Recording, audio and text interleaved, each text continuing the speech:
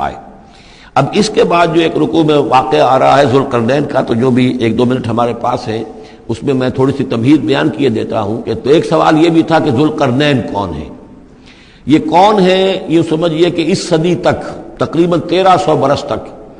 ہمارے مفسرین ان کے علم میں نہیں تھا کہ کوئی اتنا بڑا بادشاہ رہا ہو جتنا بڑے بادشاہ کا ذکر ابھی ذوالقرنین کے حوالے سے آئے گا۔ تو لہٰذا لوگوں نے یہ سمجھا عام طور پر کہ سکندر اعظم، یہی معلوم تھا سکندر بہت بڑا فاتح تھا، وہ مقدونیہ سے چلا یونان سے اور دریائے بیاس تک آ گیا، کتنا بڑا تو اس کو، لیکن یہ کہ اس کی سیرت و کردار جو ہے جو سکندر کی معلوم ہے اس کی کوئی مناسبت ذوالقرنین کے اس کردار سے نہیں ہے۔ ذوالقرنین اصل میں ایران کے بادشاہ تھے،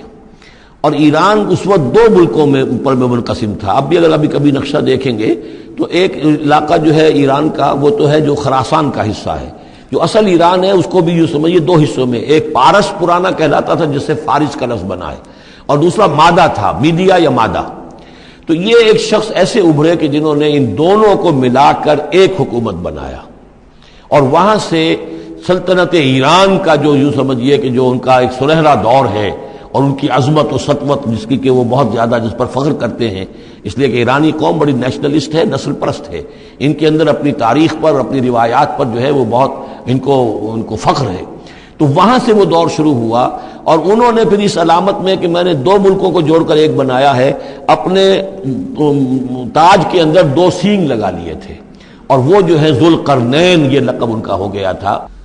وَيَسْأَلُونَكَ عَنْ ذِي الْقَرْنَيْنِ قُلْ سَأَتْلُو عَلَيْكُم مِّنْهُ ذِكْرًا صدق اللہ العظیم۔ ذوالقرنین کے بارے میں آپ کو بتا چکا ہوں کہ ان کا نام تاریخ میں جو مشہور ہے وہ کیخسرو یا سائرس، اور انہی سے اصل میں ایران کی عظمت کے دور کا آغاز ہوا تھا۔ چنانچہ تقریباً میں سمجھتا ہوں کہ شاید 25-30 سال پہلے کی بات ہے، جب شہنشاہ ایران اس وقت جب کہ ان کی بادشاہت جو ہے وہ بڑے عروج پر تھی، انہوں نے 2500 سالہ برسی منائی تھی انہی کیخسرو کی، سائرس کی۔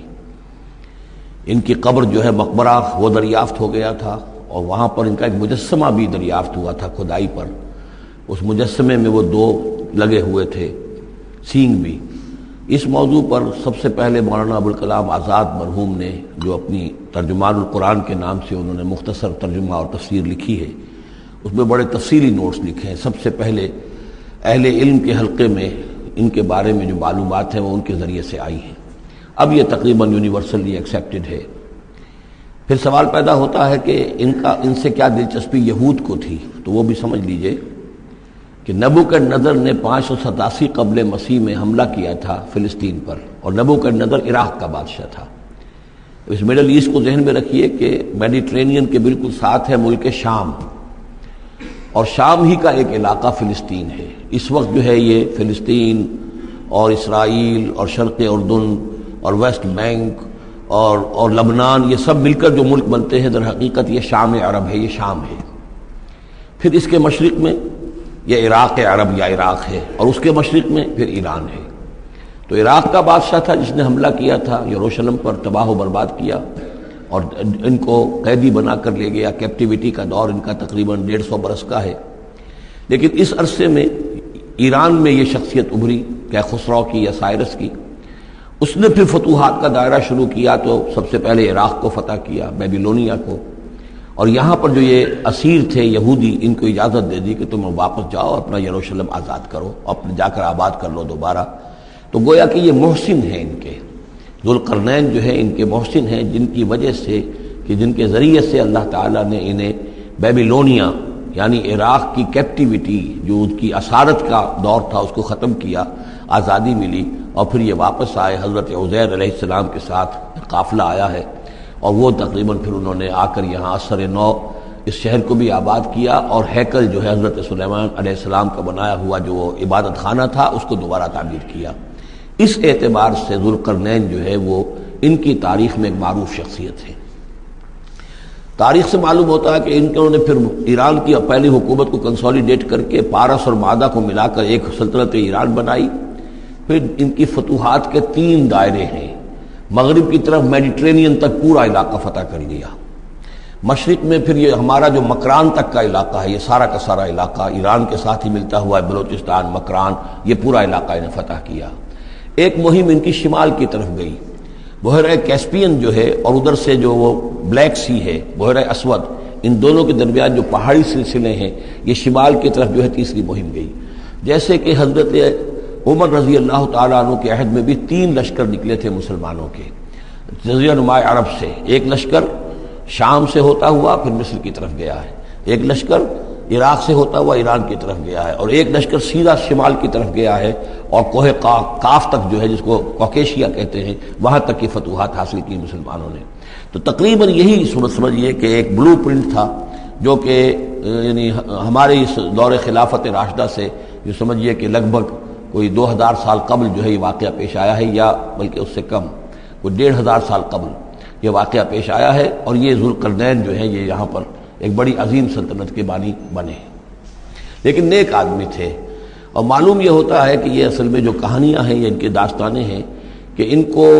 قتل کیا جانا تھا۔ یہ کہیں شہزادے تھے کسی چھوٹی سی مملکت کے، اور وہاں سے ان کو کسی نے بچایا کسی طریقے سے، اور پھر یہ صحرا میں رہے روپوش، اور وہاں کسی نبی کی تعلیم سے ان کو آشنائی ہوئی ہے۔ ہو سکتا ہے کوئی اسرائیلی نبی ہی کی تعلیم ہو،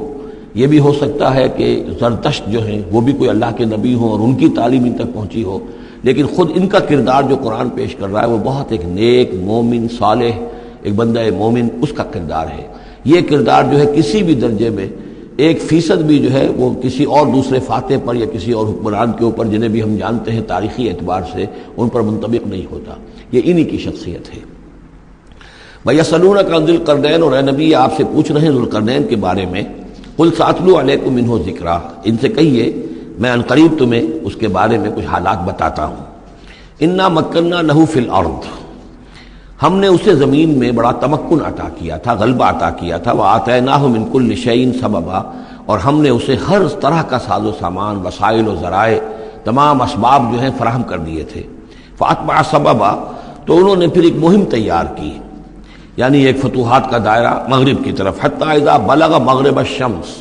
یہاں تک کہ جب وہ سورج کے غروب ہونے کی جگہ تک پہنچ گئے۔ اب یہ پرانے زمانے میں ظاہر بات ہے کہ پورا اس سے زیادہ نقشہ تو لوگوں کو معلوم بھی نہیں تھا۔ جب میڈیٹرینین کے ساحل پر پہنچ گئے تو معلوم آگے تو سمندر ہے، اور سمندر میں پھر آدمی کو محسوس ہوتا ہے سورج ڈوبتا ہوا۔ اگر آپ ساحل سمندر پر کھڑے ہو کر دیکھیں تو معلوم ہوتا ہے سمندر میں سورج ڈوب رہا ہے۔ تو یہ گویا کہ مغرب الشمس بن گیا ان کے لیے، وہ یہ سورج کے ڈوبنے کی جگہ۔ حتیٰ اذا بلغ مغرب الشمس، جب وہ پہنچ گئے سورج کے غروب ہونے کی جگہ، وجدہا تغرب فی عین حمیۃ، تو انہوں نے دیکھا اسے ڈوبتے ہوئے، وہ ڈوب رہا ہے ایک بڑے گدلے سے سمندر کے اندر۔ وہ جو وہاں کا سمندر ہے بڑا گدلا سا ہے، یہ ایجین سی وغیرہ جو کہلاتے ہیں، یہ بہت گدلے سے پانی کے ہیں۔ ووجد عندہا قوما، اور وہاں انہوں نے ایک قوم کو پایا مراد یہ کہ اس قوم پر انہیں فتح ہوئی، جنگ ہوئی، انہوں نے ان کو شکست دی، اور وہ قوم گویا کہ اب ان کے رحم و کرم پر ان کی گویا کہ وہ محکوم ہو گئی۔ قلنا یا ذوالقرنین، ہم نے کہا ذوالقرنین سے، اب یا تو یہ کہ یہ شاید نبی ہو، واللہ عالم، تو اللہ تعالیٰ کا اس طریقے سے براہ راست ان کو وحی کرنا، لیکن غیر نبی کو بھی اللہ تعالیٰ الہام کے ذریعے سے، جیسا کہ ہم نے دیکھا کہ وہ تو شہد کی مکھی کو بھی لفظ وحی آیا ہے، تو یہاں آیا ہم نے کہا اے قرنین، اور یہ بھی ہو سکتا ہے یہ صورتحال کی تعبیر ہو کہ گویا کہ وہ حالات زبان حال سے یہ کہہ رہے تھے۔ قلنا یا ذوالقرنین اما ان تعذب و اما ان تتخذ فیہم حسنا، کہ یا اے ذوالقرنین تمہیں اب پورا اختیار ہے، چاہو تو یہ جو مفتوح قوم ہے تمہاری اسے تم سزا دو، عذاب دو، ستاؤ انہیں، یا یہ کہ تم ان کے اندر اچھی روش اختیار کرو، ان کے ساتھ حسن سلوک کرو۔ قال، انہوں نے کہا اما من ظلم، جو کوئی ظالم ہے، بے انصاف ہے، ہو سکتا ہے اس سے مراد کفر اور شرک بھی ہو، فسوف نعذبہ ثم یرد الی ربہ فیعذبہ عذابا نکرا، تو اسے تو ہم عذاب دیں گے، سزا دیں گے، اور پھر وہ لوٹایا جائے گا اپنے رب کی طرف، پھر اس کا رب اس کو عذاب دے گا جو اصل عذاب ہے، برا عذاب، سخت عذاب۔ وَأَمَّا مَنْ آمَنَ وَعَمِلَ صَالِحًا، اور جو لوگ ایمان لائیں گے اور یقین کریں گے حقائق پر، اللہ کو مانیں گے، وَعَمِلَ صَالِحًا، اور نیک عمل کریں گے، فَلَهُ جَزَاءً الْحُسْنَىٰ، تو اس کو ہم اچھا بدلہ بھی دیں گے، وَسَنَقُولُ لَهُ مِنْ أَمْرِنَا يُسْرًا، اور اس سے ہم اپنے معاملے میں بھی نرم بات کریں گے، یعنی یہ کہ ان سے ٹیکس اگر لینے ہیں تو نرمی کے ساتھ لیں گے، جو مفتوحہ ممالک کے ساتھ معاملہ ہوتا ہے تو ہم ان کے ساتھ نرمی کا سلوک کریں گے جو ایمان لے آئیں گے۔ ثم اتبع سبابا، مغرب کی طرف سے فارغ ہو کر پھر اب یہ مشرق کی طرف گئے، پھر انہوں نے ایک اور مہم کا بندوبست کیا، حتی اذا بلغ مطلع الشمس، یہاں تک کہ جب وہ سورج کے طلوع ہونے کی جگہ تک پہنچ گئے۔ اب یہ جہاں تک تاریخی طور پر ثابت ہے وہ صرف مکران کے علاقے تک اتنی دور تک آئے ہیں، واللہ عالم۔ ہو سکتا ہے کہ مکران کے ساحل پر کھڑے ہو کر بھی انہیں محسوس ہوا ہو کہ مطلب یہ سورج جو ہے غروب ہو رہا ہے یا طلوع ہو رہا ہے وہاں سے، مطلع الشمس۔ تو وہاں جب پہنچے، وجدہا تطلع علی قوم لم نجعل لہم من دونہا سترا، تو انہوں نے پایا اس کو کہ وہ طلوع ہوتا ہے ایک ایسی قوم پر کہ جس کے لیے ہم نے آفتاب سے کوئی اوٹ نہیں رکھی ہے۔ یعنی یہاں کے جو قبائل تھے، گیڈروسیا وغیرہ یہ کہلاتا تھا اس زمانے کے اندر، یہ وحشی قبائل تھے، ان کو ابھی چھت بنانے کا فن نہیں آیا تھا۔ یعنی گھر جو ہوتے تھے وہ صرف دیواریں کھڑی ہوتی تھیں کہ جو خالی پلاٹ ہے زمین کا، اس میں یہ دیوار کھڑی ہے، یہ میرا گھر ہے، یہ تمہارا گھر ہے، لیکن گھر میں چھت وغیرہ کا بھی کوئی تصور ان کے ہاں نہیں تھا۔ ظاہر بات ہے کہ چھت ڈالنا جو ہے یہ تو ایک تمدن کے ارتقاء کے دور کی علامت ہے۔ تو وہ بغیر کسی سورج کے سائے کے وہ اپنی زندگی گزارتے تھے۔ کذالک، ایسا ہی ہوا وہاں بھی، یعنی جو پہلے ہوا تھا کہ یہاں بھی معاملہ وہی ہوا کہ اللہ تعالیٰ نے اختیار مطلق انہیں دیا، فتح دی، لیکن انہوں نے یہاں بھی یہی کہا کہ جو نیک لوگ ہوں گے ان کے ساتھ ہم نرمی کریں گے اور جو شریر ہوں گے ان کو سخت سزا دیں گے۔ وقد احطنا بما لدیہ خبرا، اور ہمیں پوری طرح معلوم ہے کہ جو وہاں اس کی خبر ہوئی اور جو بھی حالات وہاں گزرے، جو ماجرا وہاں ہوا۔ ثم اتبع سببا، اب یہ تیسری آ رہی ہے، ثم اتبع سببا، پھر اس نے ایک اور مہم تیار کی، یہ شمالی مہم ہے۔ حتی اذا بلغ بین السدین، یہاں تک کہ جب وہ دونوں پہاڑوں کے درمیان پہنچ گئے، دو سد، دو دیواروں کے درمیان پہنچ گئے، تو یہ سمجھ لیجئے بحیرہ کیسپین داہنی طرف ہے مشرق میں، اور بلیک سی بحیرہ اسود، بحر اسود، اس کے درمیان یہ سلسلہ کوہ ہے، اور یہ پیرلل چلتے ہیں دو، اور ان کے درمیان سے پھر وہ درے ہیں کہ جن میں سے ہو کر شمالی علاقے سے جو وحشی قبائل تھے وہ آ کر یہاں حملہ کرتے تھے، تاخت و تاراج کرتے تھے، لوٹ مار کر کے چلے جاتے تھے، جن کو یاجوج ماجوج کہا گیا ہے۔ حتی اذا بلغ بین السدین، جبکہ یہ پہنچے ان دونوں دیواروں کے درمیان، وجد من دونہما قوما، تو انہوں نے پایا ان دونوں کے برے ایسے لوگوں کو، لا یکادون یفقہون قولا، یہ لوگ بھی ایسے تھے غیر متمدن، کیونکہ بات سمجھتے نہیں تھے، یعنی زبان ایسی ہوگی کہ جو ان کی سمجھ میں نہیں آ رہی تھی، لیکن یہ کہ کسی نہ کسی ذریعے سے انہوں نے اپنا ایک مطلب، اپنی ایک عرضداشت پیش کی۔ قالوا یا ذو القرنین، انہوں نے کہا کہ اے ذو القرنین، ان یاجوج و ماجوج مفسدون فی الارض، یاجوج اور ماجوج جو قومیں ہیں یہ زمین میں بہت فساد مچانے والی ہیں۔ فہل نجعل لک خرجا، تو کیا ہم آپ کے لیے ایک سالانہ خراج مقرر کر دیں، الا ان تجعل بیننا و بینہم سدا، اس کے عوض کہ آپ ہمارے اور ان کے درمیان ایک سد تعمیر کر دیں، ایک دیوار حائل کر دیں کہ وہ ہم پر حملہ آور نہ ہو سکے، یعنی درے کو بند کر دیا جائے۔ یوں سمجھیے جس اصول پر کہ آج کل ڈیم بنتے ہیں، ڈیم پہاڑی سلسلہ یوں آ رہا ہے، پہاڑی سلسلہ یوں آ رہا ہے، دریا درمیان میں سے گزر رہا ہے، آپ نے گزرگاہ پر ایک دیوار کھڑی کر دی تو یہ گویا کہ ایک آرٹیفیشل لیک کریٹ ہو گئی، پانی یہاں جمع ہو رہا ہے۔ تو اگر پہاڑی سلسلے دو چل رہے ہوں، ان کے درمیان جو راستہ ہے اس کو اگر بند کر دیا جائے، ایک دیوار کھڑی کر دی جائے، اور اس دیوار کے مضبوط دیوار ہو، تو ظاہر بات ہے کہ پھر ادھر سے کوئی آ کر حملہ آور نہیں ہو سکتا، ان کے لیے ایک حفاظت کا سامان ہو جاتا ہے۔ یہاں یہ سمجھ لیجئے کہ یاجوج ماجوج سے کیا مراد ہے۔ حضرت یافس علیہ السلام، جو تین بیٹے تھے حضرت نوح علیہ السلام کے، سام، حام، یافس، سامی نسل کے بارے میں تو ہم نے بہت کچھ سمجھ لیا کہ حضرت ابراہیم بھی سامی نسل سے تھے، پھر قوم عاد بھی سام ہی کی نسل کی ایک شاخ تھی، قوم سمود بھی اسی کی شاخ تھی، یہ تمام جو ہے یہ تو سیمیٹک ریسز ہیں۔ حضرت یافس کی اولاد نے یہ سینٹرل ایشین ماؤنٹینز کا جو سلسلہ ہے اس کو کراس کیا اور شمال میں چلے گئے، اور شمال میں جا کر دائیں بائیں پھیل گئے، پھر یہ میدان ہے ٹنڈرے کا میدان اور فلانے میدان اور بڑے بڑے کھلے میدان ہیں، تو گویا کہ ایشیا کو درمیان میں جو سلسلہ کو ہے تقسیم کر دیتا ہے، ایک شمالی حصہ ہے، ایک اس کے جنوبی حصہ ہے، یہ شمالی میں چلے گئے اور جا کر پھر پھیلنے میں وہ مشرق کی طرف آئے تو چین اور ہند چینی تک یہ ساری قومیں جو ہے یہ یلو ریسز، یہ انہی کی نسل سے ہیں، اور مغرب میں چلے تو روس، اور روس سے ہو کر روس کے ساتھ ملتا ہوا علاقہ ہے اسکینڈینیوین کنٹریز کے ساتھ، پھر وہاں سے وہ اتر کے، اور یورپ کے بھی جو یہ مغربی ممالک ہیں، اینگلو سیکسنز جو ہیں، یہ بھی در حقیقت اسی سے اسکینڈینیوین کنٹریز سے اترے ہوئے لوگ ہیں۔ تو یوں سمجھ لیجئے کہ ویسٹرن یورپ اور ایسٹرن یورپ کا بھی خاص طور پر شمالی علاقہ، اور پورا یہ روس کا علاقہ، اور پورا صحرائے گوبی، اور پورا چین، اور وہاں تک جو ہے ہند چینی تک، یہ یافس کی نسل ہے۔ یافس کے جن بیٹوں کے نام تورات میں آئے ہیں، کئی نام ہیں، وہ کوئی ایک دو نہیں، ان میں گوگ اینڈ میگوگ بھی ہے، توبال بھی ہے، موسک بھی ہے۔ موسک ایک شخص کا نام ہے، اور موسکو ہو سکتا ہے کہ اسی نے آباد کیا ہو اور وہیں سے وہ نام بنا ہو۔ توبال اور بالٹک سی جو ہے اس ایریا کے اندر جو ہے بالٹک سٹیٹس، توبال ان کے ایک بیٹے کا نام تھا۔ یہ تورات کے اندر نام دیے گئے ہیں، گوگ اینڈ میگوگ، جاجوج ماجوج، یہ بھی انہی کے بیٹوں کے۔ یہ تمام اقوام جو ہے یہ وحشی ہیں،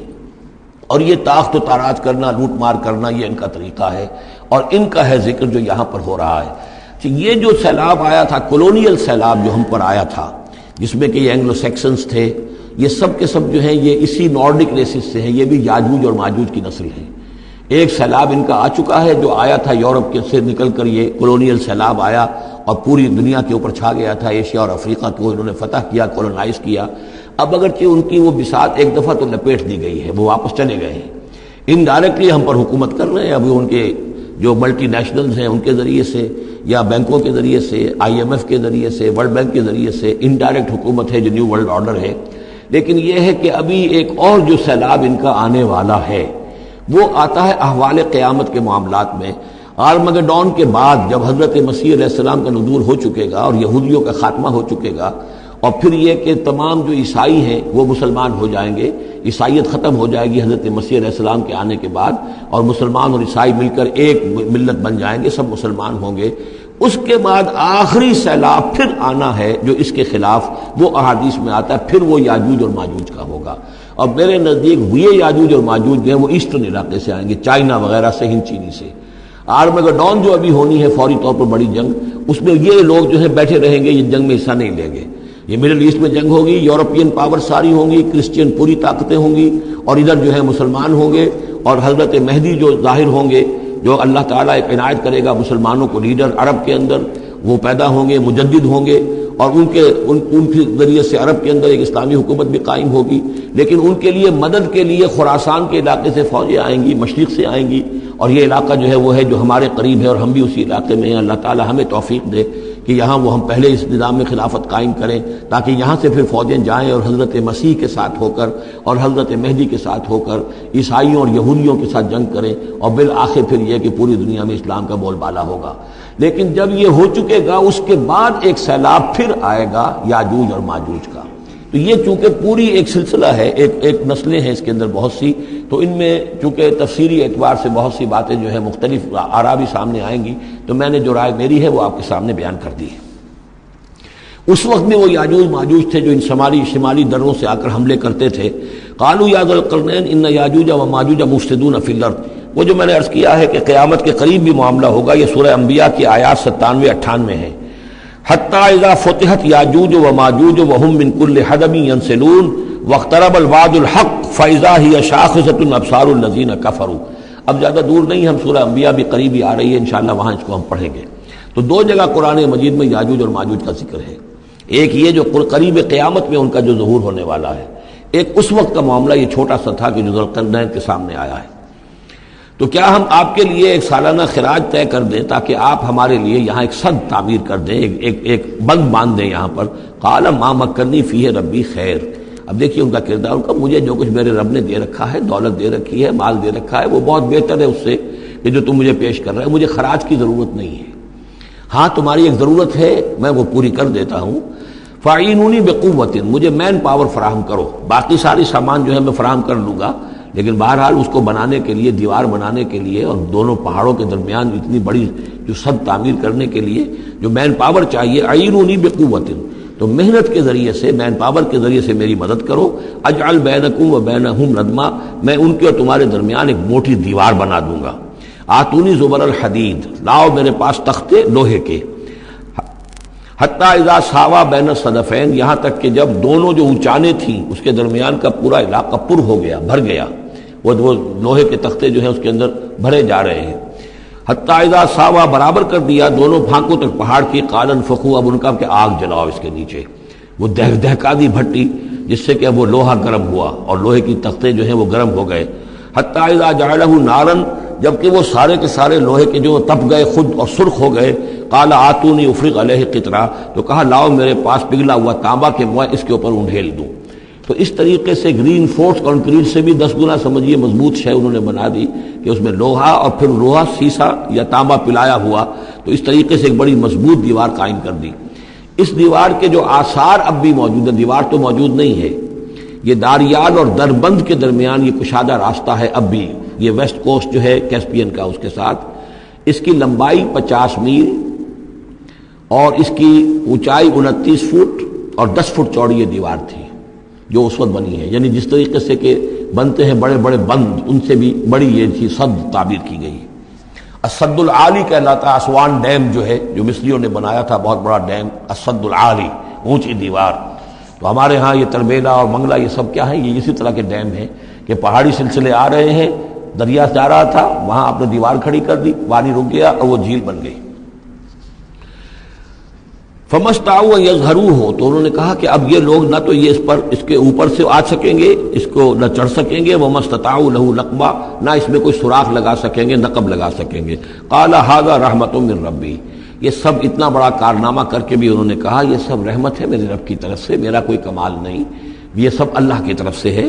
فَإِذَا جَاءَ وَعْدُ رَبِّي، اور جب میرے رب کا وعدہ آئے گا، جَعَلَهُ دَكَّاء، وہ اس پوری دیوار کو جو ہے ریزہ ریزہ کر دے گا، ختم ہو جائے گی دیوار۔ اب وہ دیوار وہاں موجود نہیں ہے، وہ ختم ہو چکی ہے امتداد زمانہ سے، اب اس کے کوئی آثار باقی نہیں رہے، بس آثار معلوم ہو جاتے ہیں کہ یہاں وہ دیوار ہوتی تھی، جس سے یہ میں نے ڈائمنشنز آپ کو دیے ہیں۔ وَكَانَ وَعْدُ رَبِّي حَقًّا، اور میرے رب کا وعدہ جو ہے وہ حق ہے، سچ ہے، پورا ہو کر رہے گا۔ وَتَرَكْنَا بَعْضَهُمْ يَوْمَئِذٍ يَمُوجُ فِي بَعْضٍ، اب جب یہ وقت آئے گا اللہ تعالیٰ کا قیامت کا وقت، تو ہم چھوڑ دیں گے اس روز ان کو، یہ ایک دوسرے میں گتھم گتھا ہو جائیں گے۔ یہ جو کچھ ہونے والا ہے قرب قیامت سے پہلے، جس قسم کے لشکر آنے ہیں اور جیسی جنگیں ہونی ہیں، اور یہ جو یاجوج ماجوج جب آئیں گے تو آتا ہے احادیث کے اندر کہ پورے دریا اور پورے سمندر پی جائیں گے، ہر چیز کھا جائیں گے، اور یہ معلوم ہوتا ہے کہ یہ چینیوں کے ہاں تو خاص طور پر سانپ بچھو جو شے ہو، کتا بلی، ہر شے چٹ کر جاتے، کوئی شے نہیں چھوڑتے۔ اور میں سمجھتا ہوں کہ شاید آدم خور بھی ہو یہ کہ کسی وقت میں جب ان کو ضرورت پڑے تو آدمی کو بھی کھا جائیں، جو کتے کو، بلی کو، سانپ کو، بچھو کو، ہر چیز کو کھا جاتے۔ تو ان لوگوں کا معاملہ جو ہے واقعتاً یہ جب ابھی تو ذرا رکے ہوئے ہیں، کنٹینڈ ہے ایک طرح سے، لیکن ایک وقت میں ان کا بند کھلے گا، اور چونکہ پھر یہ جو ہے تمام چاروں طرف ان کے پہاڑ ہیں، ہر پہاڑ کی اونچائی پر سے من کل حدب ینسلون، نیچے اترتے ہوئے نظر آئیں گے۔ اور یہ نقشہ بعین ہی اسی طرح اخبارات میں آیا تھا جب 62 میں وار ہوئی ہے نیفا میں، جو ہندوستان کا مشرقی جو علاقہ تھا جہاں کے چین اور بھارت کی جنگ ہوئی ہے، تو اس کے الفاظ جو اخبارات میں آئے تھے، waves after waves of Chinese soldiers were coming down the slopes, لہروں کی طرح، موجوں کی طرح چلے آئے۔ ان کے تو اتنے آدمی ہیں، ان کا تو کہنا یہ ہے کہ تم سب کے سب ہلاک ہو جاؤ گے، ہمیں تم ہلاک نہیں کر سکتے، ہم تو چیونٹیوں کی طرح جو ہے بلوں کے اندر گھس جائیں گے، ایٹمک وارفیئر کے بعد تمہارا تہس نہس ہو جائے گا، ہمارا کچھ نہیں بگڑے گا، ہم پھر نکلیں گے اور پوری دنیا کو فتح کریں گے، وہ یہ کہتے ہیں۔ اور معلوم ہوتا ہے کہ واقعتاً آخری